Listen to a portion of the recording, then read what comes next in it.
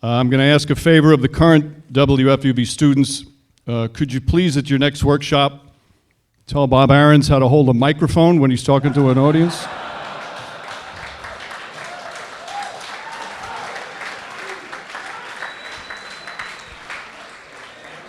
How cool is this night? This is spectacular to have everybody, or so many of us, come back. The first time I hosted One-on-One was back in 1980. Now, things were a little different. Nobody had a cell phone back then. Derek Jeter was 6 years old. ESPN was a year old, and nobody thought it would last. So much has changed, but I think when it comes to WFUV, nothing has changed, because to this day, the quality of young sportscasters that comes out of Fordham year after year is unparalleled.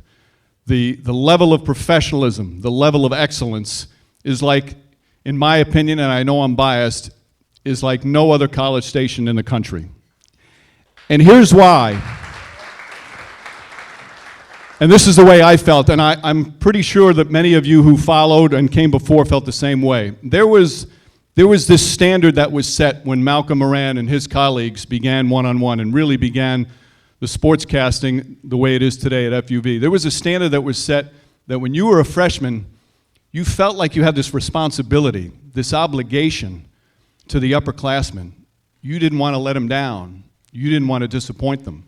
So you did everything to keep that standard at that high level that Malcolm Moran and his colleagues did. And there were many throughout. There's so many people here that we could talk about. I want to throw one name out at you.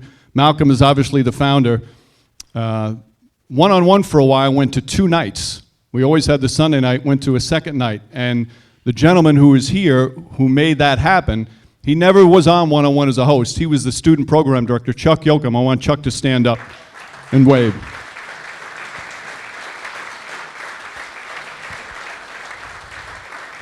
So it's people like Malcolm and Chuck. And just today, I was over at the Knicks Media Day up in Greenburgh, New York. And where's Ken? Kenny? Stand up, Kenny. I'm not just saying this, and I don't mean to embarrass him, but all sorts of questions went out to the Knicks, and the inane first day questions that drive you nuts. He handled himself better than anybody there with great questions, with confidence, and it's just another example on how the tradition and the standard maintains at this high level.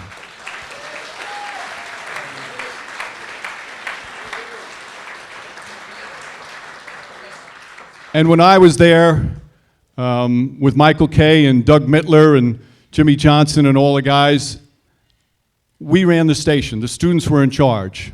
Now, it's obviously changed over the years, but it's better than it was. And it's because of Bob Ahrens. And if I may, for a second, Bob, you drive us absolutely crazy. But what you've done for WFUV in maintaining that standard, the gratitude and the appreciation that we have for you and the impact that you've had on so many young sportscasters is absolutely remarkable. And all of us that came before you, we just want to thank you for keeping that standard at the level. And it's a standard that all of us who worked at WFUV as sportscasters, all of us that worked at WFUV, there's a certain pride that we have that I think we all feel that there's no better college radio station in the country for aspiring sportscasters. Thank you very much.